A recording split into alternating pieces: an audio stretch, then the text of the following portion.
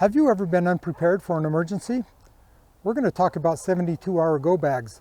You'll want to stick around.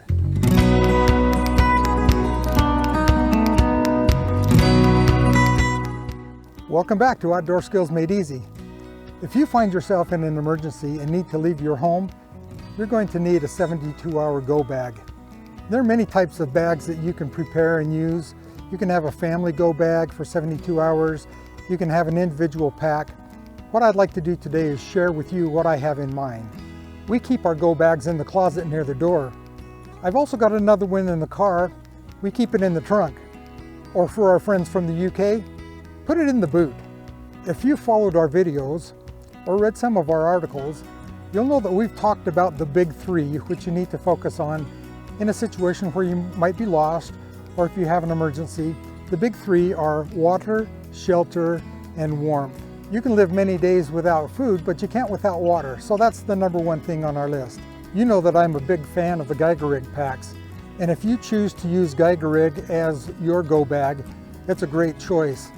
This Geiger Rig pack has a great hydration bladder in it, and you can actually add a filter to it that will filter out sediment and any water-borne pathogens that will get in there.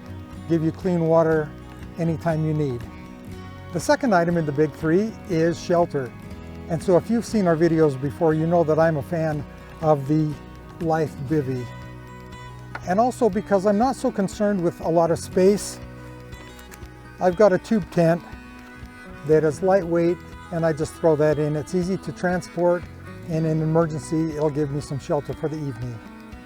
In addition to your personal go bag, if you have a family go bag, you could have room for a larger tent, maybe some additional blankets.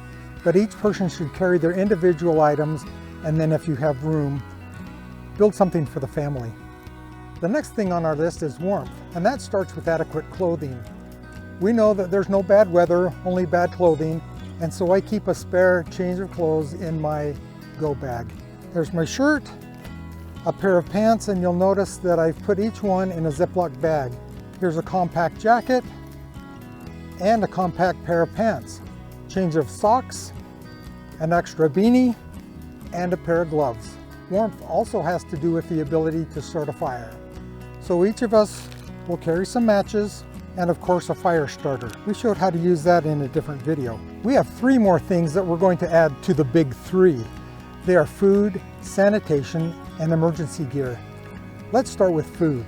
You'll notice that everything I bring out is in Ziploc baggies. It helps you stay organized and keeps things separated. So in my Ziploc baggie for snacks, I've got some beef jerky, I've got a little bit of candy, some sweets, I've got a Lara bar, and some raisins. Secondly, I've got some meals. There's some beef stew, some stroganoff, some brown rice and chicken. A lot of meals for a lot of people. Easy to carry, easy to prepare, and delicious to eat. And finally, I've got some canned goods. Some canned tuna, just a V8, and some mandarin oranges. Kind of random, but I can also open the cans and use them to heat water that I can put into my freeze-dried meals. If you've got cans, make sure they're easy open cans or that you carry a can opener. One of the very important things in my go bag is my backpacking stove. It's made by High-Tech. Put your stove on there, screw it onto the canister,